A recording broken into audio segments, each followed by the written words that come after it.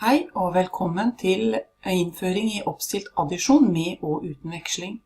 Aller først nå, sånn som sist, skal vi se på kompetansemålene. Også her står det 4. trinn, men det gjelder også for oss på 3. Helt først, samme som forrige gang, at hovedområdet med tall og algebra, det handler om å utvikle tallforståelse og innsikt i hvordan tall og tallbehandling inngår i system og mønster. Og i tillegg så må vi jo kunne dette med plassverdisystemet, også når vi skal jobbe med addisjon.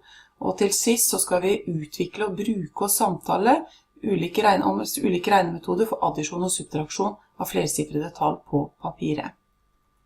Så kommer også etter dette vurderingskriteriene. Etter denne perioden så skal du vite at addisjon er det samme som å legge sammen, altså pluss.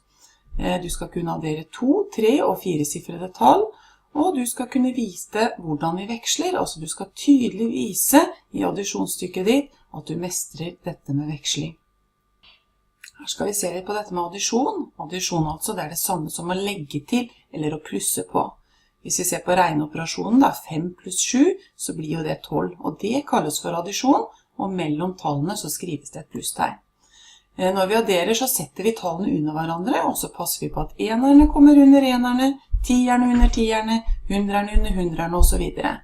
Det er viktig at de kommer rett under hverandre, så det må dere alltid passe på. Og deretter legger vi sammen, eller plusser vi sammen tallene. Og da plusser vi først sammen enerne, så tierne, så hundrerne og så videre. Og da ser vi en liten oppstilling under her. Her ser vi at enerne står under enerne, tierne står under tierne, hundrerne under hundrerne og tusenerne under tusenerne. Og sånn er det viktig at dere også fører stykker. Nå skal vi lære å addere flersifrede tall. Og da tenker du, hva er egentlig et flersifret tall?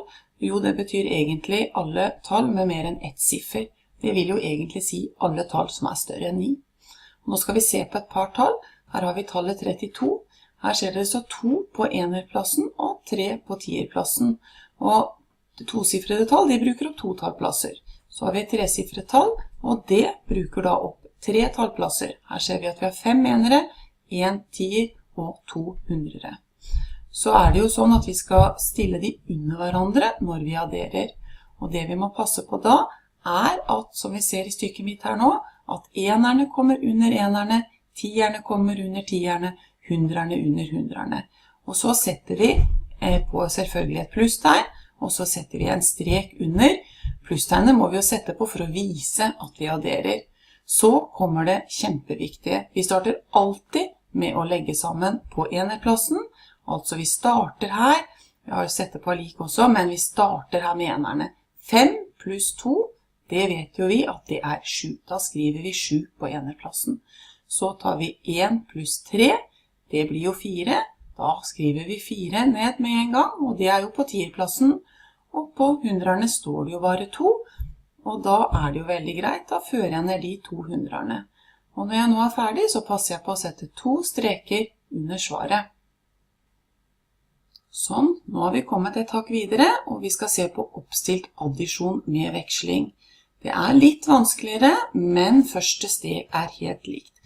Vi tar opp tallene, altså 258 pluss 235, og vi deler de under hverandre akkurat som vi gjorde på det andre stykket. Så setter jeg på en pluss foran, og så setter vi en strek under, og så er vi selvfølgelig kjempenøye med at enerne er under hverandre, tierne er under hverandre og hundrerne er under hverandre.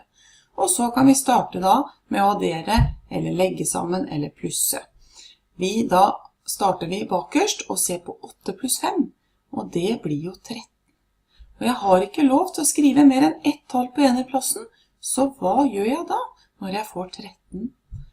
Det er jo sånn at 13 det består av 3 enere og 1 tier.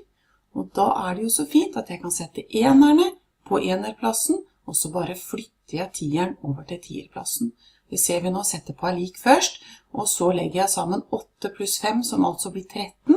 Og da skriver jeg de 3 enerne ned på enerplassen, så setter jeg en tier over tierne, og da ser jeg det at nå har det kommet på en rød tier der, og da må jeg huske å ta med den også når jeg skal legge sammen på tierplassen. Så der står det nå 1 pluss 5 pluss 3, som blir 9. Og så har jeg hundrerne igjen, og 2 pluss 2, det er jo 4. Og da fører jeg det opp, og så setter vi til slutt 2 streker under svaret. Så skal vi se på et stykke til. Det er enda litt større. Her har vi 4-sifret tall, ser dere. 4678. Og så plusser jeg på et 4-sifret tall til. 2561. Og igjen er jeg kjempenøye med ener under enere, tier under tier og så videre. Setter en strek under, og så starter vi å legge sammen. Her er det jo veldig greit på enerplassen. 8 pluss 1, det blir jo 9, så den kan jeg bare sette rett ned. Så kommer jeg til tierplassen. 7 pluss 6, det blir jo 13. Da har jeg altså 13 tiere. Da setter jeg de 3 tierne ned på tierplassen, og de 10 tierne det er jo samme som en 100, så det kan jeg sette over 100-plassen. Som jeg husker på å ha det med når jeg legger sammen. Og 1 pluss 6 pluss 5, altså det blir 12. 12 hundrere har jeg ikke lov å sette ned, men jeg kan sette 2 hundrere ned, og de 10 hundrerne som er igjen, det er jo det samme som 1000, og da kan jeg sette den over på 1000-plassen, og så legger jeg sammen tallene her nå. 1 pluss 4 pluss 2, og det blir 7, og så avslutter jeg med å sette 2 streker under svaret. Så nå håper jeg at dette med oppstilt addisjon både med og uten veksling har blitt litt klarere for dere. Og når dere kommer på skolen i morgen, så håper jeg dere er klare for å sette i gang og arbeide.